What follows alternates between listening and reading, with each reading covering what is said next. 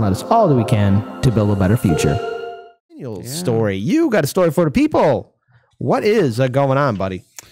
Okay, so I have a story for a lot of people.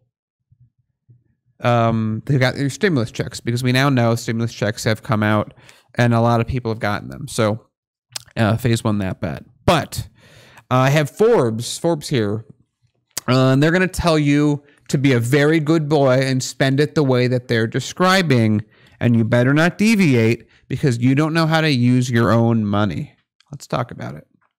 So, the $1.9 trillion stimulus package, the American Rescue Plan of 2021, includes stimulus checks of $1,400 for individuals, $2,800 for married couples or joint filers, $1,400 for qualifying dependents. That means a family of four can earn up to $5,600 check. I love that they keep adding this. You know, we've read a number of stories now where they're like, guys, it's even bigger if you add them together.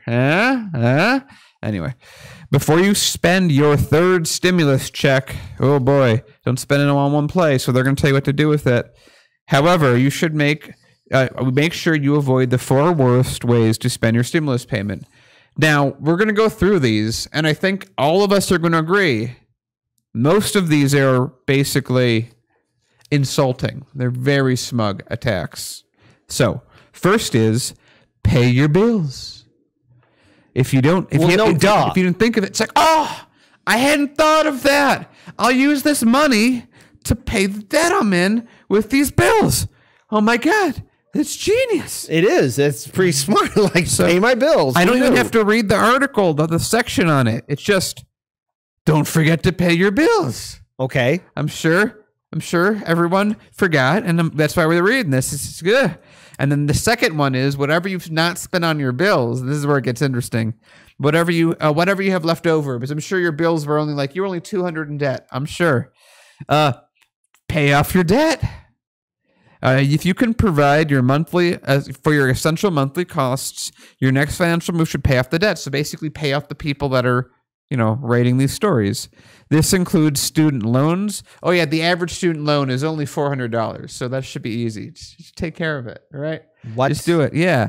A mortgage, personal loans, credit card debt. There are several ways to pay on debt, including refinancing or simply a lump sum payment with some or all of your stimulus check. Thanks, guys. I wouldn't have caught that. Appreciate it, Forbes. Next one. Okay, this is the last realistic-ish one. Build an emergency fund. Or not, or in their case, not build one. Not build an emergency fund? They say to do, but the way they've worded it is interesting. But remember how when people in Congress, when we were doing this and we were talking about these, and people in Congress were like, we don't want people to save money. That's a really bad idea. Forbes disagrees. There are many financial lessons from the COVID-19 pandemic. I want to remind people that before the pandemic, most people had about $500 or $400 or $500 in their bank accounts. One lesson to learn that can happen rapidly from your employment status to your health of your loved ones. A good fortune can hit the occasional speed bump. More like your head hitting the speed bump, but okay. That's why it's essential to build an emergency fund. Most people have heard of an emergency fund. It's pretty. Hey, kid, I know you might be advanced enough to have heard of an emergency fund. I know you haven't seen one of these because you're not good with money, but that's why I wrote this article. An emergency fund? Whoa, man, you're blowing my mind here. Yeah. What, like for an emergency, right? For money? It's already, most people have heard of emergency fund and simply ignore the device because they think they'll never need it. Ah, yes. All the people in America working paycheck to paycheck going, I don't need a bank account. I'll just... Anyway, don't be most people. Open a separate bank account and start depositing whatever portion of your stimulus you can afford. All that money you'll have left over. Wink. Keep adding to your balance each month, whether it's $5 or $100. I should remind them that a lot of accounts need balance minimums that people probably can't just meet immediately. Or some other number. The goal is to have at least 6 to 9 months, preferably 1 year of expenses saved. So everyone save about what, $15,000 to $20,000, just to be safe. Just put in a bank account. I know you can do it. Stop eating that McDonald's. Stop playing those video games. Stop buying those skins on Fortnite. So that's their third point, is have an emergency fund. Okay. Even though most bank accounts might have an issue with the amount that people are doing. So next, this is where it gets a little stupid. Investing your money in the stock market. Don't invest your stimulus check in the stock market. I can just see them having PTSD. From Wall Street bets. Oh my God, Wall Street bets. I still haven't recovered from that. Oh my God, we can't have any money. Well, don't do that. That's what I hear when I read this one. So you may not like that advice, especially if you're invested before your portfolio has skyrocketed over the past year, unless you're a seasoned investor or you already have paid essential bills, paid off debt, built an emergency fund. Don't risk your stimulus. By the way, what about early when the pandemic happened? Remember that like 2-week period when businesses were making slightly less money and they collapsed because they didn't have reserves because they had done stock buybacks? I think this needs to go not to regular people, but to the wealthy and the wealthy corporations who actually have the money to have these accounts but burn it away, versus regular people who just aren't making enough to even get to this point. So now here's the last one, and of course the dumbest.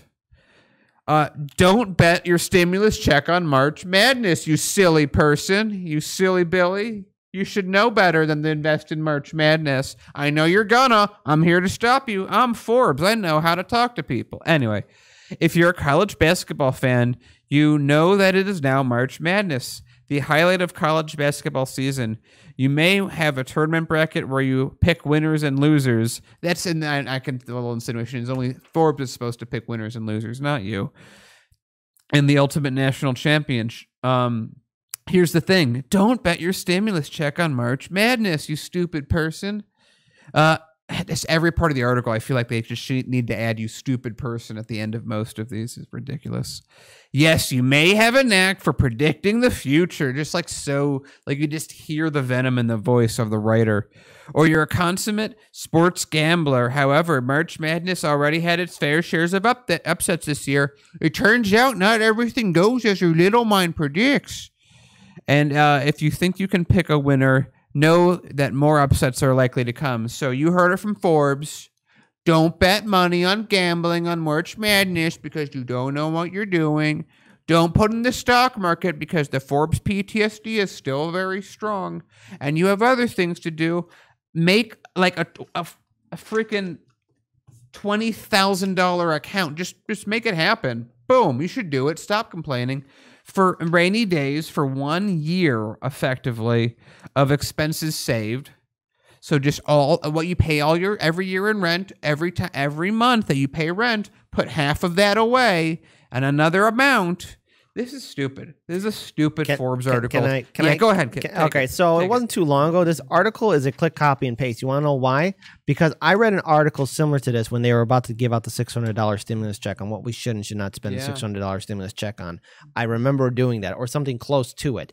And so at the end of the day, this is an insulting article, and I'd actually like to read some live stream chats. So shout out to Roxane Marquez, who says, we really do live in a neo-feudal nightmare. Yes, we do, thanks to corporate media.